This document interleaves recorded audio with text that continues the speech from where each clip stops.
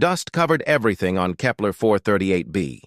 Commander Elena Vasquez cleaned her helmet for what felt like the 100th time that day, studying the readings on her mineral scanner. Something wasn't right. These rare elements shouldn't be here, so far from where the planet's center should have pushed them. Tomorrow, she'd need to send a machine deeper into the canyon to investigate. Her vehicle sat far behind her, a tiny speck against the rust-colored sky. She'd wanted to do this survey by herself, even though her team had argued against it. Elena liked being alone on empty worlds. Out here with nothing but wind and stone, she could avoid thinking about the family stolen from her by raiders 5 years back. She could forget her daughter's giggles and her husband's grin. The attack happened in seconds. 3 shapes appeared from behind the rocks, moving way too fast to be settlers, pirates, raiders, the same garbage that had taken everything from her. Elena's hand moved toward her weapon, but an energy blast hit the dirt by her boots before she could grab it. The explosion threw her backward and she heard ribs breaking inside her chest. "Terran mining codes," one raider said in choppy English, his device struggling to translate. "Give to us." Elena spit blood onto the orange ground. "Go straight to hell!" Another blast came, even closer this time. The pain in her side turned into pure fire. Through the haze, she got a good look at them now. Vorgothi pirates, gray skin covered in tribal marks. Everyone knew they were thorough. They'd torture her for the passwords, then make her death last for hours. She reached for her communicator, but a heavy boot crushed down on her hand. Bones cracked. Elena screamed. "Codes," the leader said again. "Or we remove pieces until you speak." Elena's sight started going dark. Blood spread beneath her body. So this was the end then, alone on some distant world, exactly like she'd always pictured. She just wished it would be over quickly. The sound that came next was completely new to her. A clicking, chirping noise that went up and down like music. The Vorgothi spun around, raising their weapons. Elena fought to focus, to see what was happening. Bug-like creatures, at least 50 of them, came out from cracks in the rocks. Each one was as big as a large dog, with shell-like armor that sparkled in the fading sunlight. Their many eyes caught the light like precious stones. Elena knew them from the colony briefings. Silathi, the friendly trader species that ran routes along the frontier. The Vorgothi leader burst out laughing. "Bugs! You believe bugs frighten us?" He shot at the closest Silathi. The energy bolt hit its shell and scattered into harmless sparkles. The creature didn't even flinch. What came next happened almost too quickly to see. The Silathi moved together like liquid, pouring over the rocks. They carried no weapons, but they didn't need any. Their natural armor turned the plasma shots into light displays. Their jaw-like mandibles, when they used them, sliced through the Vorgothi's protection like tissue paper. It ended in moments. The 3 pirates lay unconscious, covered in some kind of sticky material that hardened when it touched air. The Silathi ignored them and surrounded Elena. She tried to push herself up, to prove she wasn't weak. Her body wouldn't listen. Strong limbs, surprisingly soft, picked her up. Multiple voices chittered in a language that sounded like wind chimes. "Please," Elena managed. "My vehicle. Medical supplies." One of the Silathi, bigger than the rest and wearing more detailed markings, came closer. Its feelers brushed Elena's face, and she felt an odd tingling feeling. When it spoke, the words came through her communicator's translator, but with a strange musical tone. "Your vehicle is much too far. You will perish before we arrive. We must bring you to our settlement." "No hospitals there," Elena said. Her words were getting slurred now. "Just let me pass here." "That is unacceptable," the large Silathi said. "I am Hive Mother Shrix. You are under our care now." Elena wanted to argue, but blackness was taking over. The last thing she sensed was the gentle rocking as they carried her into the canyon. She woke to pain and the smell of something sugary like nectar mixed with stone. The ceiling overhead was made of the same crystal-like material as the Silathi's shells, glowing softly from within. Elena tried to sit up and immediately wished she hadn't. Every inch of her body screamed in agony. "Stay still!" Shrix appeared next to her along with 2 smaller Silathi that Elena figured were medical helpers. "You were gravely wounded. Your kind is delicate. How long?" Elena's throat felt like sandpaper. 3 days. "We had to use emergency methods. Your leaders will not be happy with us." Elena processed this slowly. "What kind of methods?" Shrix's feelers twitched in what Elena would later understand was the Salathi version of a nervous gesture. We do not normally share our medical science. There are agreements, contracts, but you were dying. I made a decision. You rescued my life. Yes, and now there will be problems, political ones. Elena managed a weak laugh that became a cough. Politics, even out here on the edge. Over the next weeks, Elena discovered the truth of Shrix's concerns. The Salathi settlement received multiple harsh messages from both human and Salathi authorities. Apparently, the medical methods used on Elena involved biotechnology that the Salathi kept closely protected. By using them on a human, Shrix had broken multiple interspecies agreements. Elena also discovered that the Salathi were nothing like she'd assumed. They were peaceful, true, but not powerless. Their settlements operated as perfect democracies, each member's voice equal in the hive mind talks. They had no weapons because they'd never required them. Their natural defenses were sufficient to discourage most predators and pirates. Shrix visited Elena daily as she healed. The hive mother was ancient by Salathi measures, her shell showing tiny cracks that told of centuries of existence. She told Elena about her people's past, about the trade paths they kept, about the younglings being born in the deeper rooms. Why did you rescue me? Elena asked one day. You knew it would create problems. Shrix's feelers swayed thoughtfully. Because it was correct. Your people have a phrase, yes, about doing the proper thing even when it is difficult. We have many, Elena admitted. Your kind is young, violent, emotional, but also capable of great faithfulness. I have observed humans at the trading stations. You form connections that last lifetimes. You remember obligations. These are uncommon qualities in the galaxy. Elena thought about her family, about the connections that had been torn apart by violence. Sometimes those connections get us killed, perhaps, but an existence without connections is not worth experiencing. 3 months after the attack, Elena was finally approved to return to the human settlement. Her ribs had mended along with her hand, though the doctors said she'd always have some stiffness in her fingers. The Salathi medical science had done its work well. On her final day in the settlement, Elena asked to speak with Shrix privately. The hive mother led her to a room deep in the settlement where the walls glowed with bioluminescent designs. I need to give you something, Elena said. She pulled out a small metal disc from her pocket. It was her family symbol, the only thing she'd kept from her old existence. This is a mark of my bloodline. In human custom, it represents a vow. Shrix's feelers quivered with interest. What vow? Elena met the alien's multifaceted stare. If ever you call, I will answer.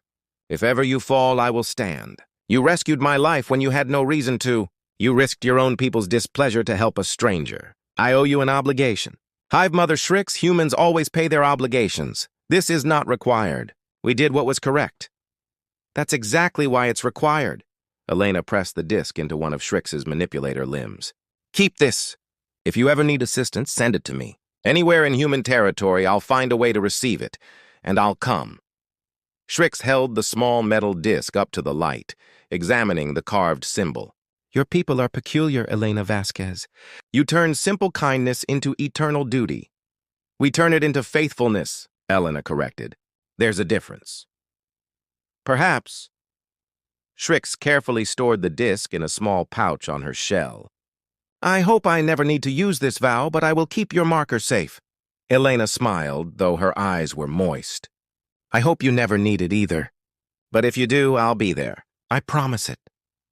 They stood together in the glowing room, human and Salathi, 2 beings from different worlds connected by a pledge. Shrix's advisors had called her foolish for rescuing the human. They said it would bring problems. They said humans were too violent, too unpredictable, too risky to involve in their peaceful existence. But as Shrix watched Elena leave the settlement, walking proud despite her recent wounds, she felt she had made the correct decision. There was something in the human's eyes, a fierce resolve that spoke of unbreakable will. The galaxy was shifting, becoming more dangerous. Perhaps having a human who owed you an obligation wasn't such a terrible thing after all. Elena returned to her survey work, but something had shifted in her. The hollowness left by her family's passing was still there, but it felt different now. She had a purpose again, a reason to become stronger. She owed an obligation to the beings who had rescued her. And Elena Vasquez always paid her obligations.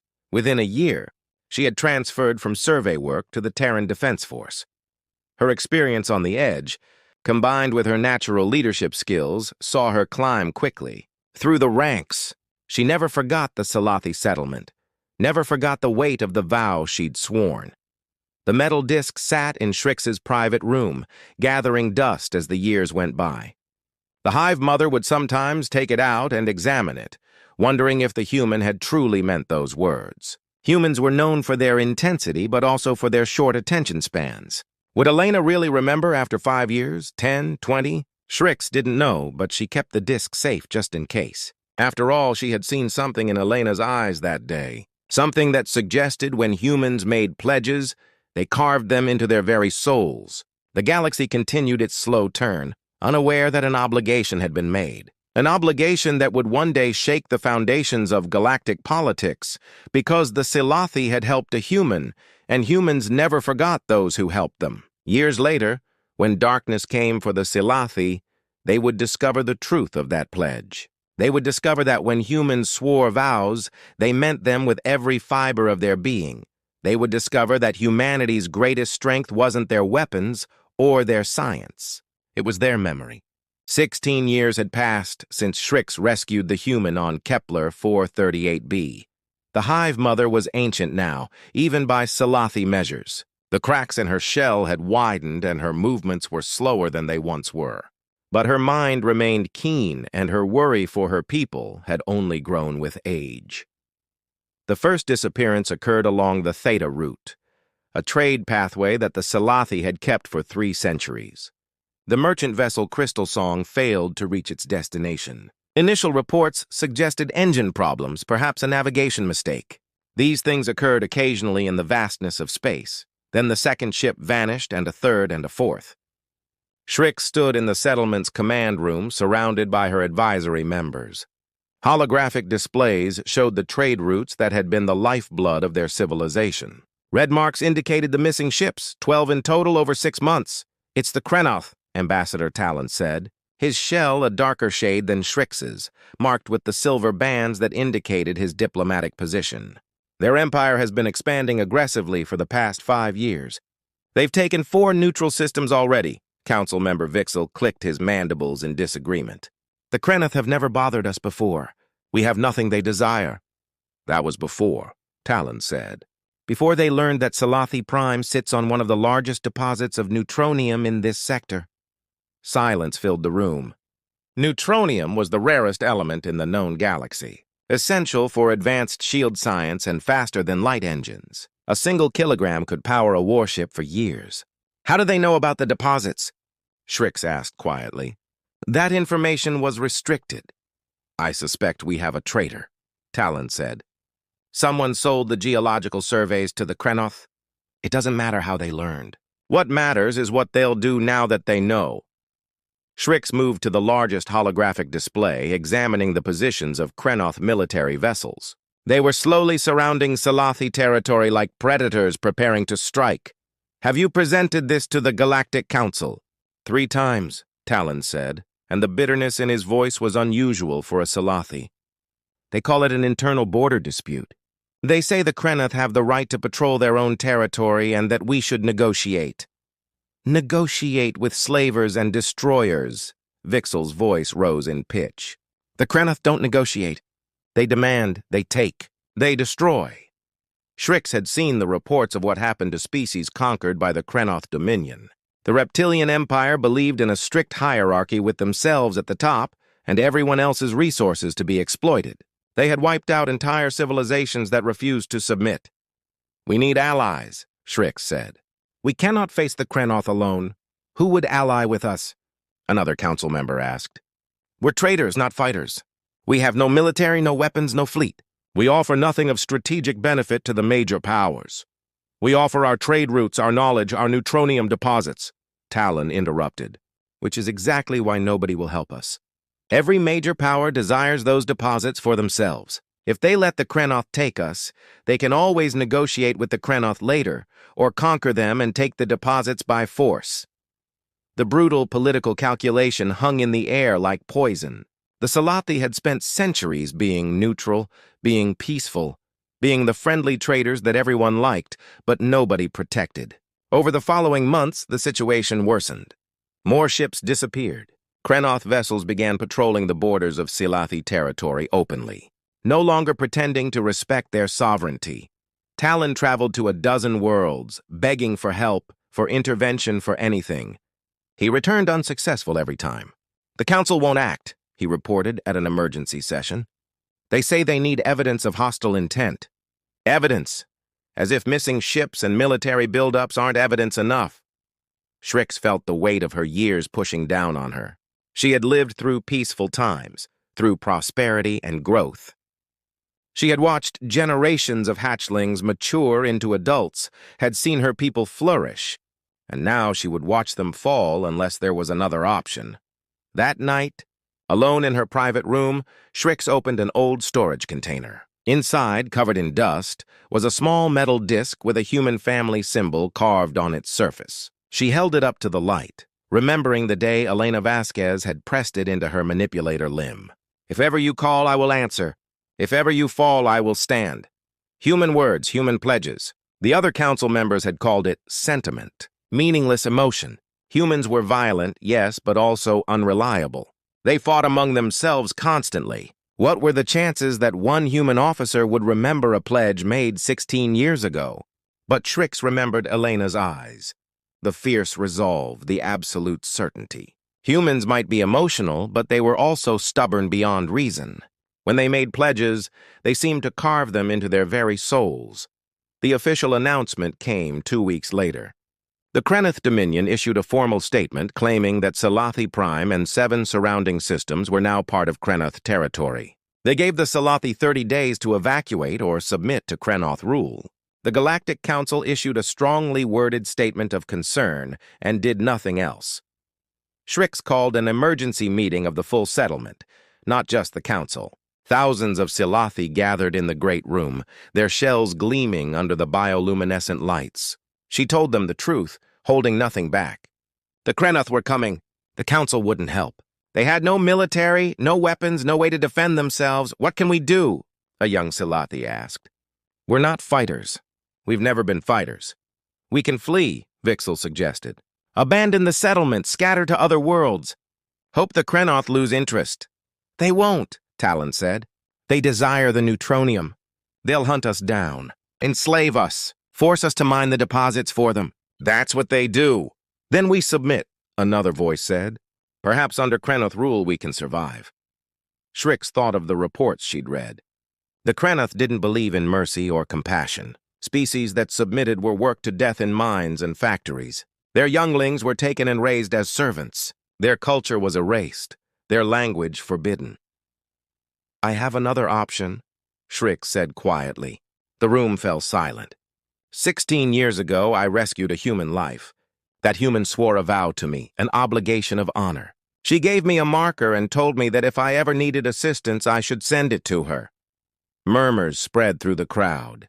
Talon stepped forward. "Hive Mother, with respect. That was 16 years ago. Humans are known for their short memories. What are the chances she even remembers you?" "I don't know," Shrix admitted. "But I know we have no other choices. The Council has abandoned us. The major powers won't step in. We have 30 days before the Krenoth arrive with their warships." "One human can't stand against a fleet," Vixel said. "Perhaps not. But humans are peculiar. They have concepts we don't fully grasp. Honor, faithfulness, obligation. These things seem to matter to them more than logic or survival. And this human, Elena Vasquez, she looked me in the eyes and swore a vow." "It's madness," someone in the crowd said. "It's hope," Shrix countered. "And hope is all we have left." The Council voted. It was close, but ultimately they agreed. They had nothing to lose. If the human ignored the message, they were no worse off than before. If she responded, well, at least they could say they tried. Shrix spent hours crafting the message. She encrypted it with the highest level of security the Salathi possessed. She included the coordinates of Elena's marker, proof that this wasn't a trick or scam. And at the end, she added one single word in English: help. She sent it through every channel she could access, broadcasting toward human territory. The message would take days to reach the nearest human systems, maybe weeks to find its way to Elena specifically, if Elena was even still alive. If she was still in the military, if she remembered. So many uncertainties.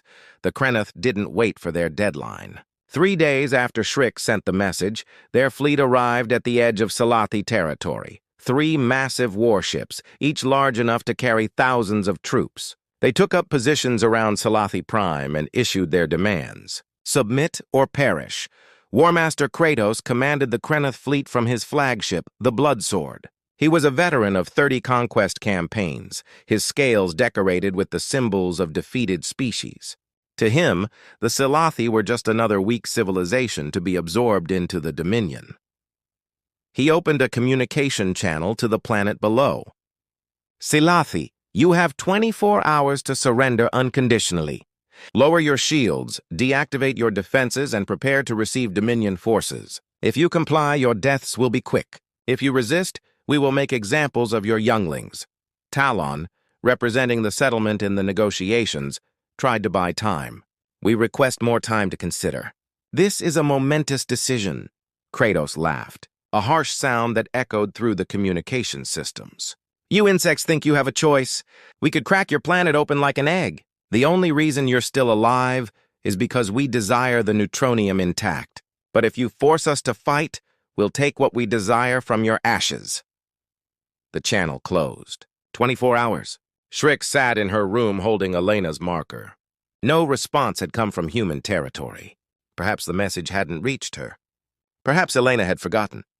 Perhaps humans didn't really honor their vows the way they claimed. She should have felt despair, but instead she felt a strange calm. She had done everything she could. If this was the end of the Salathi, at least they would face it with dignity. Talon entered the room. Hive Mother, the Council is asking for your decision. Do we surrender? No, Shriek said. We wait. Wait for what? The human isn't coming. It's been days with no response. We wait, Shriek repeated, until the last possible moment. High above Salathi Prime, Kratos prepared his forces for an easy conquest. The insects had no military, no weapons worth mentioning. This would be over in hours, and he would be celebrated as the commander who brought the neutronium deposits under Dominion control. He didn't know that a message was racing through human territory at faster than light speeds. He didn't know that in a command center on Mars, a decorated admiral had just received the coordinates of a marker she'd given away 16 years ago. He didn't know that humans never forgot their obligations. The storm was rising, and soon the silence would fall. Admiral Elena Vasquez stood in the Mars Orbital Command Center, reviewing fleet deployment reports when her personal communicator chimed with an urgent priority flag. She almost ignored it. Command staff received hundreds of messages daily, most of them routine, but something about the encryption signature made her pause. The message was brief. Coordinates, a single word and an image that made her breath catch in her throat. Her family symbol, the marker she'd given to a Salathi hive mother 16 years ago. Elena's hand trembled slightly as she opened the full message. The coordinates pointed to Salathi Prime. The word was simple and devastating. Help. Ma'am. Lieutenant Marcus Chen, her tactical officer, noticed her expression. Is everything all right? Elena didn't answer immediately. She was reading the attached briefing that had come with the message. Krenoth warships demands for surrender. The Galactic Council's refusal to step in. She saw it all clearly. The Salathi were facing extinction and nobody would help them, except she'd pledged. Chen, get me a priority channel to Admiral Morrison. Highest encryption. Yes, ma'am. Chen moved to comply, but his curiosity was obvious. If I may ask, what's this about? An obligation, Elena said quietly. One I'm about to pay. Admiral James Morrison appeared on the holographic display 10 minutes later. He was a career military man known for his pragmatic approach to galactic politics. Vasquez, this better be important. I'm in the middle of budget negotiations. I need authorization to mobilize a fleet, Elena said without preamble. Destination Salathi Prime, timeline immediate. Morrison's expression hardened. The Salathi situation. Vasquez, you know that's a political minefield. The Galactic Dominion has been rattling sabers for months, and Command doesn't want to provoke them into a wider conflict. They're about to commit genocide, sir. 3 warships are in position to bombard the planet. The Salathi have no defenses, no military. They're traders and merchants. This is slaughter, not war. It's also none of our business, Morrison said, though his tone suggested he didn't entirely believe his own words. We have agreements with the Krenoth. Shaky ones, sure, but agreements nonetheless. If we interfere in what they claim is an internal annexation, we could be starting a war. Elena had expected this response. She'd spent the last 10 minutes reviewing obscure sections of Terran military code, looking for anything that would give her legal standing. She'd found it in an article so old that most officers didn't even know it existed. Sir, I'm invoking Article 7, Section 3 of the Terran Defense Charter. Morrison blinked. What? Article 7, Section 3, Honor Obligations of Officers. It states that any officer who has incurred a personal obligation of honor to a non-hostile alien entity has the right to request resources to fulfill that duty, provided it doesn't compromise Terran security. That's a 200-year-old regulation from the frontier days, Morrison said. Nobody's invoked it in decades. But it's still in the charter, sir, and I have incurred such an obligation. Elena transmitted the full story to Morrison's terminal. The attack on Kepler 438b, the Salathi rescue, the vow she'd sworn. Morrison read in silence. When he finished, he leaned back in his chair. You're really going to do this? Yes, sir. With or without authorization, but I'd prefer to do it legally. That's insubordination. That's honor, sir. And if the Terran Defense Force doesn't stand for honor anymore, then what are we defending?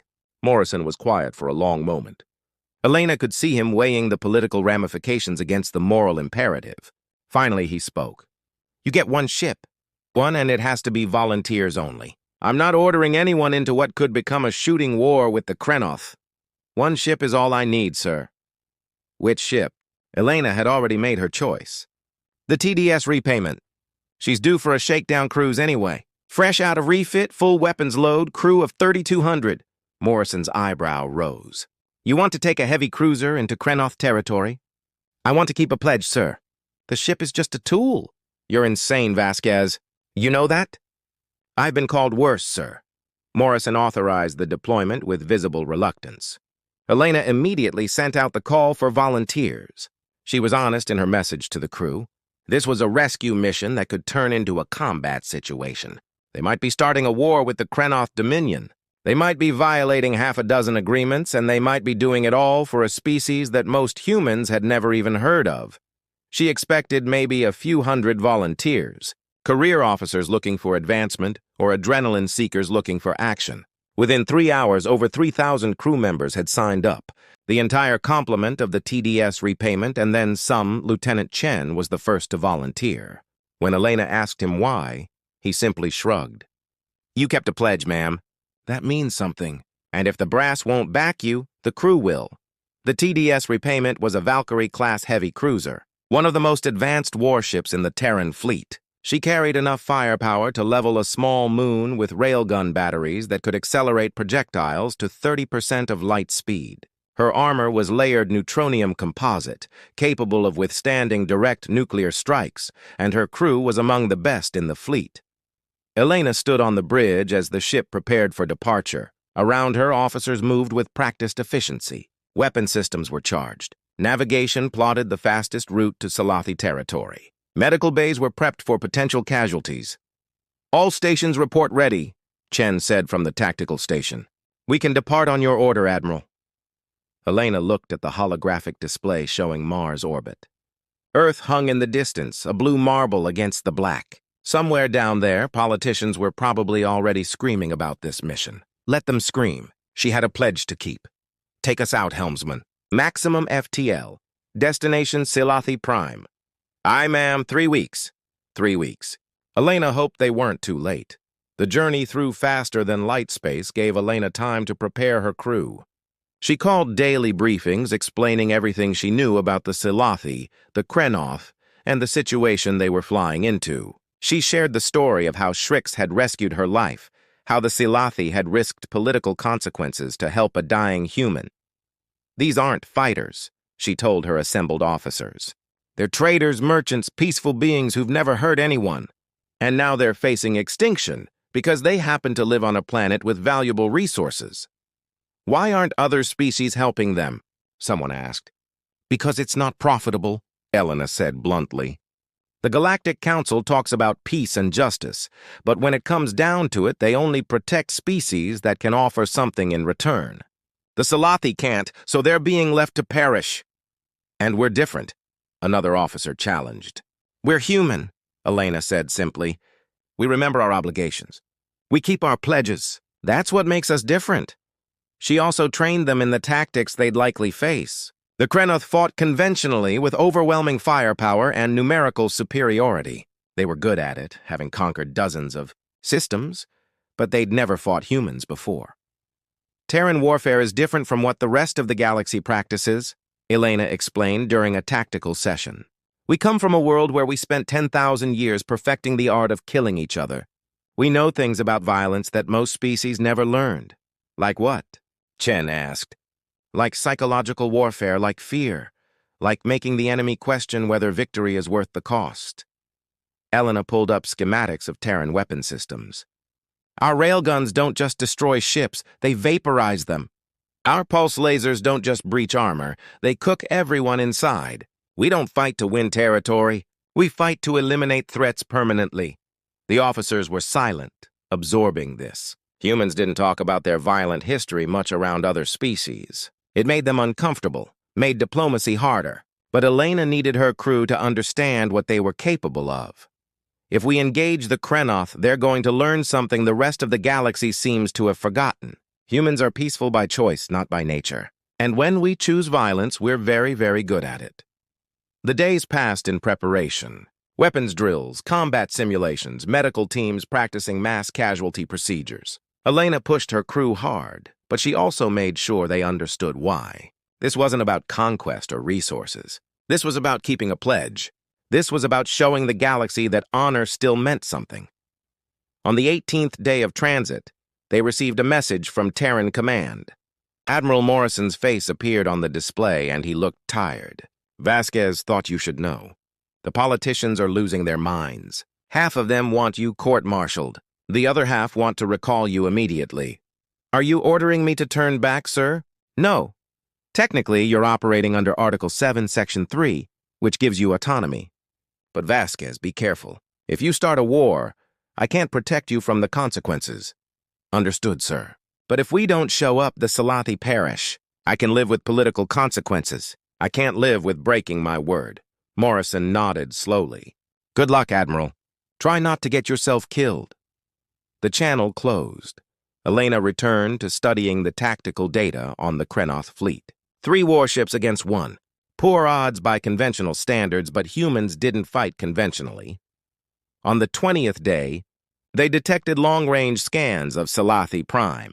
The Krenoth warships were in blockade formation around the planet. There had been no bombardment yet, which meant the Salathi were still alive. But Elena could see orbital defense platforms destroyed, debris fields indicating recent combat. Time to arrival? She asked. 7 hours, ma'am, the helmsman reported. All hands, this is Admiral Vasquez.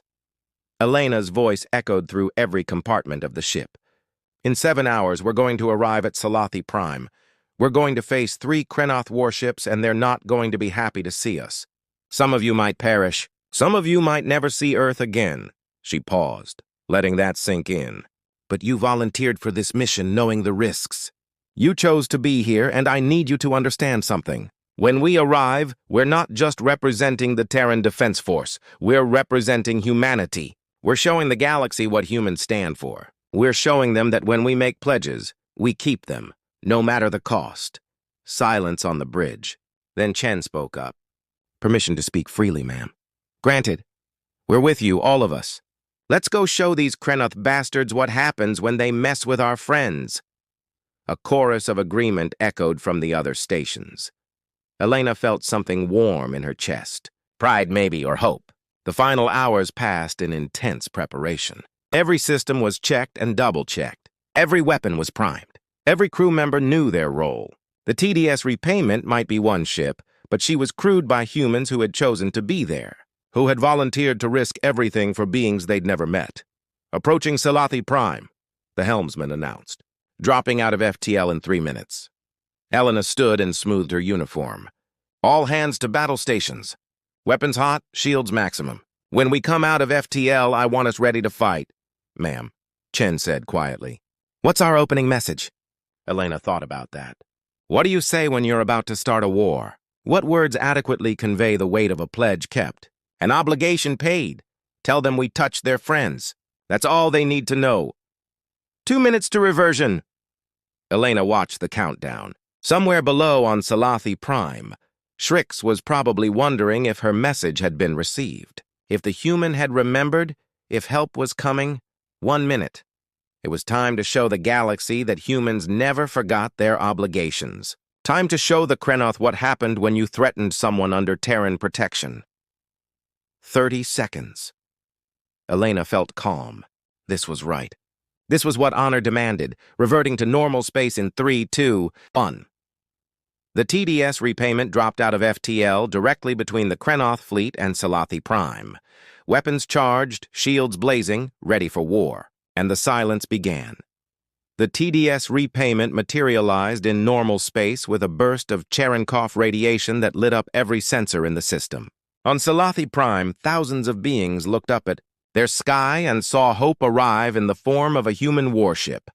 War Master Kratos was in the middle of composing his final ultimatum to the insects below, when his tactical officer interrupted him. Commander, we have a contact. Single vessel, heavy cruiser configuration, Terran design. Kratos turned to the display, his scaled face showing confusion rather than concern. Terran? What are humans doing here? He opened a communication channel. Unidentified Terran vessel. You have entered Krenoth territory without authorization. State your purpose or be fired upon. On the bridge of the repayment, Elena listened to the transmission with cold satisfaction.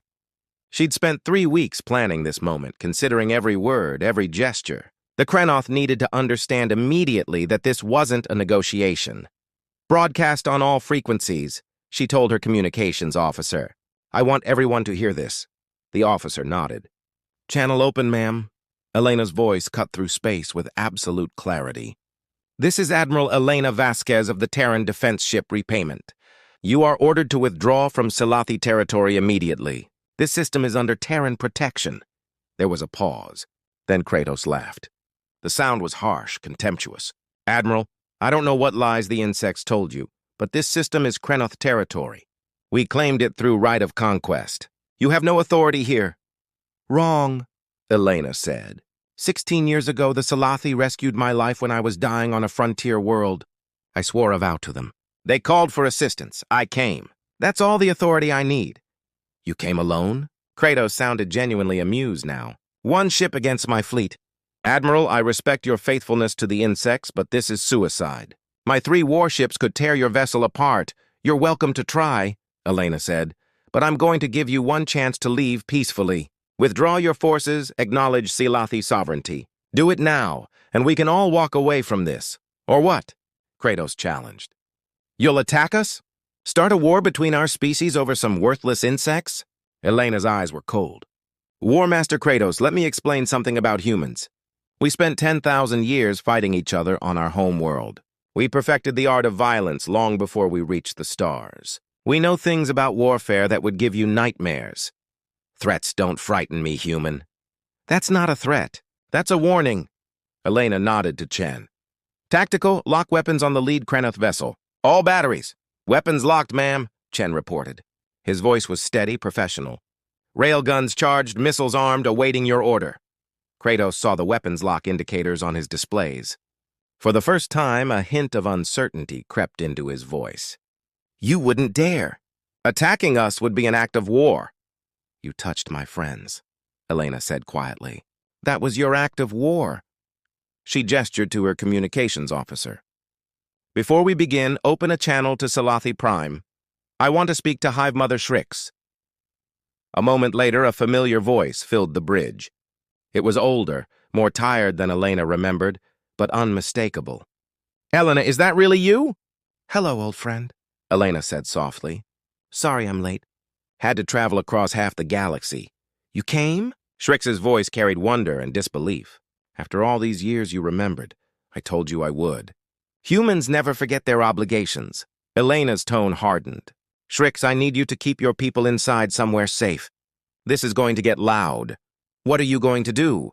I'm going to teach the Krenoth a lesson about threatening beings under Terran protection. Elena closed the channel to Salathi Prime and returned her attention to Kratos. The War Master was consulting with his officers, clearly trying to decide if the lone human ship was bluffing. Last chance, Elena said. Withdraw now. I think not, Kratos replied. All ships target the human vessel. Show them what happens to those who interfere with the Dominion. Elena had expected this, hoped for it even. The Krenoth needed to learn, and lessons taught gently were quickly forgotten. Tactical, she said.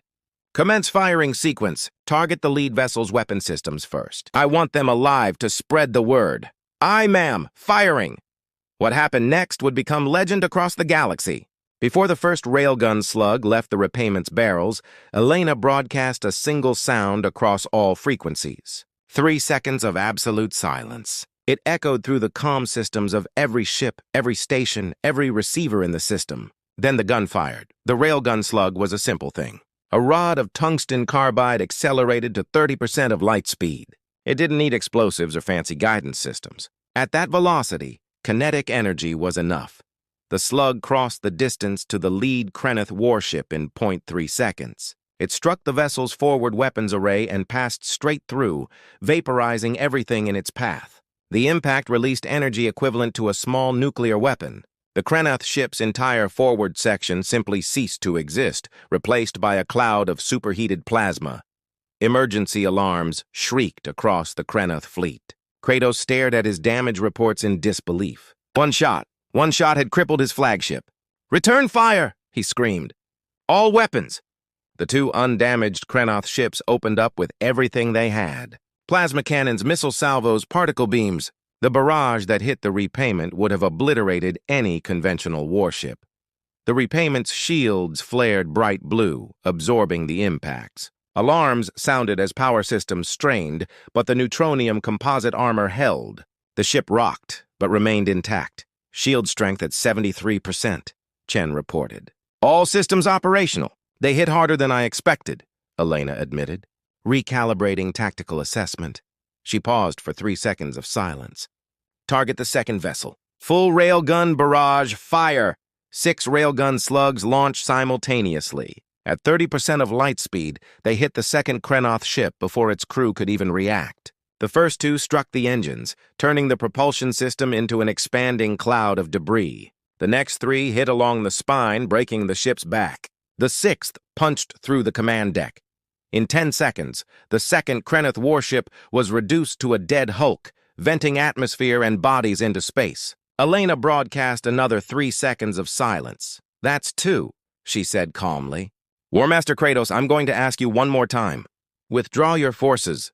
Kratos was no longer laughing. His flagship was crippled. One of his escorts was destroyed, and the human ship had barely been scratched. This wasn't how battles were supposed to go. The Krenoth had superior numbers, superior positioning. They should have won easily, but the human wasn't fighting like any enemy he'd faced before. The pauses between shots, the deliberate silence. It was psychological warfare designed to maximize fear, and it was working. You can't win, Kratos said, but his voice lacked conviction. Even if you destroy my fleet, the Dominion will send more. Dozens of ships, hundreds. You can't protect the insects forever. I don't need to protect them forever, Elena replied. I just need to make sure that every Krenoth ship that comes here learns the same lesson. And trust me, War Master, by the time I'm done with you, no Krenoth commander will want to come within 100 light years of Salathi territory. She opened a new channel. This one broadcast across the entire sector. This is Admiral Elena Vasquez of the Terran Defense Force. Let it be known across the galaxy that the Salathi people are under Terran protection. Any attack on them will be considered an attack on humanity itself, and humanity does not forgive attacks on its friends. Elena returned her attention to Kratos. Now about that 3rd ship of yours. The remaining intact Krenoth warship was already moving, its commander trying to get distance from the Terran vessel. Smart but futile. The repayment's engines were more advanced. Her speed superior. Tactical deploy missile swarm. Pattern Omega. Aye, ma'am. Missiles away. 100 small missiles launched from the repayment's tubes. They weren't large weapons. Each carried a nuclear warhead rated at 5 kilotons. Individually, they wouldn't do much damage to a warship's armor, but they didn't attack individually. The missiles spread out in a precise pattern, forming a sphere around the fleeing Krenoth vessel. Then, on Elena's command, they detonated simultaneously. 100 small nuclear explosions, all focused inward, created a compression wave that crushed the Krenoth ship like a tin can. The vessel's armor buckled, bulkheads collapsed. The ship imploded, its own structural integrity turned against it. 3 seconds of silence. "That's 3, Elena said. "Your fleet is destroyed, War Master Kratos. Your flagship is crippled and dying. You have maybe an hour of life support left, so I'm going to make you an offer." Kratos said nothing. He was watching his life support indicators drop, watching his crew struggle with failing systems around him. The Krenoth military doctrine of overwhelming force had just been shattered by a single human ship. "I'm going to let you live," Elena continued. "I'm going to let you limp back to Krenoth territory in your broken ship. And I want you to tell your masters exactly what happened here. Tell them that humans keep their pledges. Tell them that we protect our friends. Tell them that if they ever threaten the Salathi again, I'll personally lead a fleet that will turn their home world into a debris field." "You're bluffing," Kratos said weakly. "You can't really do that, can't I?" Elena's voice was Arctic cold. "War Master, do you know what we call our ships? The TDS repayment. Do you know why? Because humans believe in repaying obligations, both the good ones and the bad ones. The Salathi helped me, so I'm repaying that kindness. You threatened them. So now you get to experience the other kind of repayment." She leaned forward in her command chair. "Go home, Kratos. Tell your people what you learned here today. Tell them that humanity has drawn a line around the Salathi and that crossing that line means death. The Dominion will never accept this," Kratos said. "We don't bow to threats." "Then you'll learn the hard way. Every ship you send here, I'll destroy. Every commander who follows you, I'll send home in pieces. Eventually, your leaders will realize that the neutronium isn't worth the cost, because the cost will be paid in Krenoth blood," Elena nodded to Chen. "Tactical. Disable their weapons and FTL drive, but leave life support intact. Let them drift until they can make repairs." "Yes, ma'am, firing!" Precise railgun shots took out the flagship's remaining weapons arrays and its FTL engine. Kratos and his crew were left alive but helpless, drifting in space with just enough power to survive. "This battle is over," Elena broadcast across all frequencies. "The Salathi system is now under Terran protection. Any vessel entering this territory will be hailed and inspected. Any hostile action will be met with immediate and overwhelming force. This is not a negotiation. This is a fact." She closed the channel and slumped slightly in her chair. The adrenaline was wearing off, leaving her tired. "Status report." "Shield generators at 40%, Chen reported. "Minor damage to outer hull plating. No casualties. All systems operational. And the Salathi Hive Mother Shrix is requesting communication, ma'am?" Elena straightened. "Put her through." Shrix's voice filled the bridge again, but this time it was thick with emotion. "Elena, what you did. We have no words. You came alone against 3 warships." "I wasn't alone," Elena corrected. "I had 3,200 crew members who volunteered for this mission. And I had a pledge to keep. You could have perished. Your whole crew could have perished. Maybe, but we didn't, and now you're safe." Elena smiled slightly. "Besides, I told you 16 years ago that I'd come if you called." "Humans keep their pledges, Shrix. Always." There was a long pause. Then Shrix said something that would be recorded in both human and Salathi history books. "The galaxy thinks they know humans. They think you are violent, aggressive, dangerous. They are right about all of that. But they don't understand that human violence is selective. You rescue those who help you, and you destroy those who hurt them. That is what makes you terrifying." "We prefer reliable," Elena said, "but terrifying works too." Around the bridge, the crew allowed themselves small smiles. They had won against 3 warships, against political opposition, against the odds. They had won because they had kept a pledge. Elena looked at the tactical display, at the wrecked Krenoth ships, at Silathi Prime, safe below.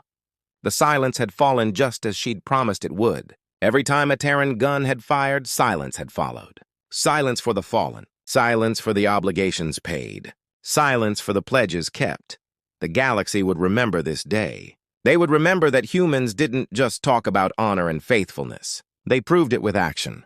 They proved it with blood and steel and nuclear fire. They proved it by keeping their word.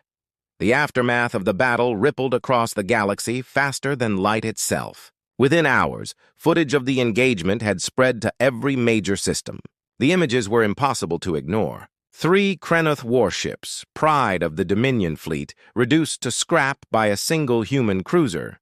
But it wasn't just the military victory that captured attention. It was the reason behind it. One human officer keeping a 16-year-old pledge. One human crew volunteering to risk war with a major power for beings they'd never met. The concept baffled most galactic civilizations. In the Galactic Council chambers on Centauri Prime, emergency sessions had been called almost immediately. The Council representatives gathered in their floating platforms, projections, and physical beings alike, all focused on the crisis that humanity had just created. "This is an outrage," the Krenoth ambassador declared, his scales flushed dark with rage. The Terran attacked Dominion vessels without provocation, destroyed 2 warships, and crippled a 3rd. "This is an act of war." Ambassador Cheney, representing humanity, stood calm and composed. She was Elena's cousin, which some saw as a conflict of interest, but she knew her people well, understood what had driven Elena to act. "Without provocation," Cheney repeated. "Your fleet was preparing to bombard a peaceful world. You issued demands for surrender backed by threats of genocide, and you did all this to a species that has never harmed anyone." The Silathi system was claimed through legitimate salvage rights, the Krenoth ambassador insisted. "Ancient Dominion agreements give us authority over unclaimed territories. Silathi Prime isn't unclaimed. The Silathi have lived there for 3,000 years. Your agreements are meaningless fabrications." The council moderator, a crystalline being named Selector Vaughn, interrupted. "The legality of Krenoth claims is not the immediate issue. What concerns this council is the Terran military action. Ambassador Cheney, can you explain why your admiral violated established protocols for conflict resolution?" Cheney had prepared for this question. She'd spent the last day reviewing Elena's transmissions, understanding the legal framework her cousin had used. Admiral Vasquez acted under Article 7, Section 3 of the Terran Defense Charter. An obscure regulation, yes, but entirely legal. She had incurred a personal obligation of honor to the Silathi. When they called for assistance, she was obligated to respond. An obligation of honor. The Vraxian representative, a methane breather whose voice came through translation, sounded confused. "This is not a recognized legal framework in galactic law." "It's recognized in human law," Cheney countered. "And that's what matters." Admiral Vasquez didn't act as a representative of Earth. She acted as an individual officer exercising her legal rights under Terran code. Any penalties or consequences fall on her alone, not on humanity as a whole. "Convenient," the Krenoth ambassador spat. "You let one of your officers start a war, then claim she acted independently. Did she start a war?" Cheney asked. "Because from where I stand, she ended one. Your fleet was about to commit genocide. She stopped it. If the Dominion chooses to escalate, that's your choice, not ours." The debate continued for hours. Some council members demanded sanctions against humanity. Others pointed out that the Krenoth had been the aggressors. A few quietly admitted that someone needed to stand up to the Dominion's expansion, and they were glad it had been humanity rather than them. The Silathi representative, Ambassador Talon, finally spoke. His voice was soft but carried weight. "This council failed us. We brought evidence of Krenoth aggression. We showed you the missing ships, the military buildup, the explicit threats, and you did nothing. You called it an internal dispute and told us to negotiate with destroyers." Silence fell across the chamber. Talon continued. "Then one human, remembering a kindness from 16 years ago, came to our aid. She risked her career, her ship, her crew. She kept a pledge that nobody would have blamed her for forgetting, and now you debate whether she should be punished for it." "The law must be consistent," Selector Vaughn said. We cannot allow individual military officers to declare systems under protection based on personal pledges. Why not? Talon challenged. Your laws didn't protect us.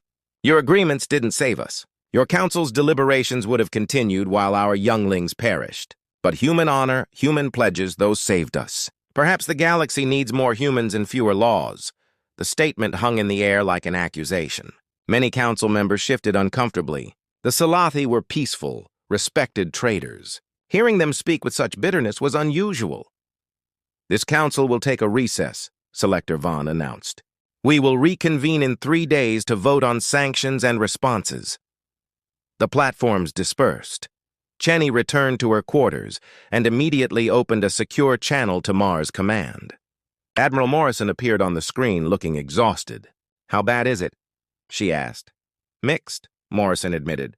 The politicians are split. Half want to give Elena a medal. The other half want to court-martial her. The military brass is mostly on her side, though. Hard to punish someone for winning a 3-to-1 battle with no friendly casualties? And the Krenoth? Will they retaliate? Morrison shook his head. Intelligence suggests they're in shock. Kratos made it back to Dominion territory and submitted his report. The Krenoth High Command is apparently having heated debates about whether the neutronium is worth fighting humanity over. Good. That's what Elena wanted. Make them afraid to come back. It worked too well, maybe. The entire galaxy is reassessing humanity's military capabilities. Some species are requesting defensive agreements with us. Others are getting nervous, worried we'll become the next aggressive empire. Cheney sighed. We just want to be left alone. Then we shouldn't have shown them what we're capable of, Morrison said. But what's done is done. Elena broke a Krenoth fleet and established a new doctrine, whether she meant to or not. The Salathi doctrine, some are calling it. Any species that helps a human in genuine need earns humanity's protection. That's going to have consequences. Everything has consequences. At least these are the kind we can live with. On Salathi Prime, the celebration was unlike anything the species had ever experienced. The Salathi weren't fighters. They had no traditions of military victory, no history of triumph in battle, but they understood survival, and they understood gratitude. Elena stood in the great room where she'd first recovered 16 years ago. It looked the same, but everything felt different. Then she'd been a broken survivor being helped by strangers. Now she was the savior who had kept her pledge. Shrix approached slowly, her movements showing her great age. The battle had taken a toll on the Hive Mother. The stress, the fear, the relief, it had all been too much for her ancient body. Elena, she said, I need to give you something. You don't need to give me anything. I kept my pledge. That's all? No. Shrix held out her manipulator limb. In it was Elena's old family symbol, the marker she'd given all those years ago. This is yours. The obligation is paid. Elena took the marker and felt its familiar weight. The obligation was never about duty, Shrix. It was about friendship. Then, as friends, I ask you to keep it. Not as an obligation, but as a reminder. You changed everything, Elena, not just for the Salathi, for everyone. I just kept a pledge. You showed the galaxy that pledges matter, that honor exists, that some beings still fight for others without expecting reward. Shrix's feelers drooped. I am ancient, Elena. This will likely be the last time we meet. But I want you to know that rescuing you all those years ago was the best decision I ever made. Because you rescued not just me, not just my settlement, but my entire species. Elena felt tears on her cheeks. Don't talk like that. You'll live for years yet. Perhaps, but even if I don't, I perish knowing that my people will survive because they have a friend who keeps pledges. Shrix placed a manipulator limb gently on Elena's shoulder. Thank you, Elena Vasquez, for remembering, for coming, for everything. 3 months later, Hive Mother Shrix passed peacefully in her sleep. The entire Salathi civilization mourned. Elena attended the funeral, standing among the thousands of Salathi in the great room. They sang for Shrix, a keening sound that spoke of loss and love and gratitude.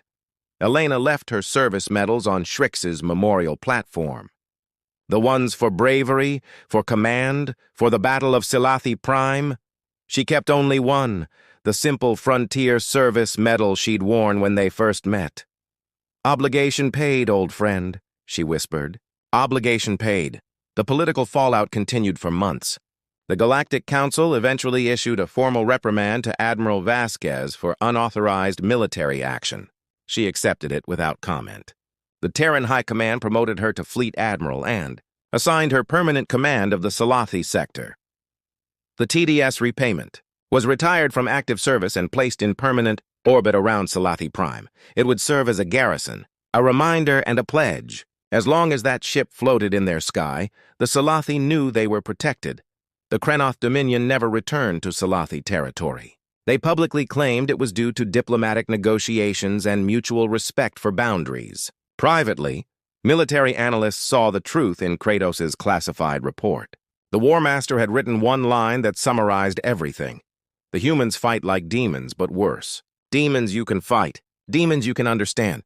Humans you cannot predict, cannot frighten, cannot dissuade when they believe they are right. Recommend avoiding conflict with Terran protected systems at all costs. The doctrine spread not through agreements or formal declarations, but through word of mouth. Stories told in spaceport bars, warnings shared between merchant captains. Help a human and you gained a friend for life. Harm a human's friend and you learned what silence meant. 10 years after the battle, Elena walked through a memorial garden on Salathi Prime. The Salathi had built it to honor Shrix and the friendship between their species. At the center stood a Terran railgun slug mounted vertically like a monument. It was one of the original shots fired during the battle, recovered from the debris field. The inscription was in both English and Salathi. They remembered. They came. Silence followed. Elena touched the cold metal, remembering the battle, remembering Shrix, remembering why she'd fought. A young Salathi approached her. One of the new generation born after the battle, Admiral Vasquez. I'm Crix, Shrix's great-grandchild. I wanted to thank you. You don't need to thank me, but I do. Because of you, I was born free. Because of you, I grew up on Salathi Prime instead of in a Krenoth labor camp. Because you kept a pledge, Elena smiled. Your great-grandmother rescued my life. I just returned the favor. Is it true what they teach us? That humans never forget? We try not to. The good and the bad, we remember it all. Crix's feelers swayed thoughtfully. We have a new saying now. Help a human once and you gain a friend forever. Harm their friends and you learn what true silence means. I've heard that one, Elena said. It's spreading across the galaxy. Good, let it spread. Let everyone know that some species still believe in honor. Elena stayed on Salathi Prime for another week, meeting with the Colonial Council, reviewing the defense arrangements, ensuring that the protection she'd pledged would continue after she was gone. The Terran garrison was permanent now, staffed by volunteers who had heard the story and wanted to be part of it. Before she left, she visited Shrix's grave one last time. The memorial was simple, just a marker in the Salathi style, but it was surrounded by offerings. Crystals, flowers from dozens of worlds, markers from grateful beings across the galaxy. You'd be proud, Elena told the marker. Your people are flourishing. Trade is up. The settlement is growing, and nobody dares threaten them anymore. The wind whispered through the memorial garden, carrying the scent of Salathi flowers. I'm retiring soon, Elena continued. They want to make me an admiral of the entire fleet, but I think I've done enough. Time to let the next generation take over. But I wanted you to know that I kept my pledge. Not just the immediate one, but the greater one. I made sure your people would be safe forever. She placed her final service medal on the grave. It was her fleet admiral insignia, the highest rank she'd achieved. For you, old friend. Because none of this would have happened if you hadn't taken a chance on a dying human. You changed the galaxy, Shrix. You just did it by being kind. Elena walked away from the memorial back toward her transport. Around her, Salathi went about their daily lives, trading, building, raising their young, living in peace because one human had kept a pledge. The galaxy had learned something that day at Salathi Prime. They'd learned that humans were dangerous, yes, but they'd also learned that human violence was selective, directed, and protective. Humans didn't fight for territory or resources. They fought for ideas, honor, faithfulness, friendship, and that made them more terrifying than any empire built on conquest, because you could negotiate with empires. You could make deals, trade territory, find compromises, but you couldn't negotiate with someone who believed that keeping pledges was more important than survival. You couldn't make deals with people who valued honor over their own lives. The Krenoth had learned this lesson. Others would learn it too in time. But most importantly, the galaxy had learned that the Salathi were protected, not by agreements or councils or political arrangements, but by something far more reliable. They were protected by human memory. Elena boarded her transport and looked back at Salathi Prime one last time. The planet glowed in its sun's light, peaceful and safe. In orbit, the TDS repayment stood watch, a silent guardian. Silence for the fallen. Elena whispered the phrase that had become her battle cry. And protection for the friends. The transport lifted off, carrying her back to Earth. But part of her would always remain on Salathi Prime, bound to this world by a pledge kept and a friendship that had changed the galaxy. Years later, when young human officers entered the Academy, they learned about the Battle of Salathi Prime. They learned about Admiral Vasquez and the obligation she paid. They learned that humanity's greatest strength wasn't their weapons or their science. It was their memory, and every human who graduated from that academy made the same vow that Elena had made. If ever you call, I will answer. If ever you fall, I will stand. Because humans kept their pledges. Always. And the silence that followed when they fought was just the beginning of a protection that would last forever. The Salathi were safe, and the galaxy knew that when a Terran gun fired, silence followed. Not just the silence of battle, but the silence of enemies who learned to stay away. The silence of peace earned through strength and maintained through honor. The silence of a pledge kept.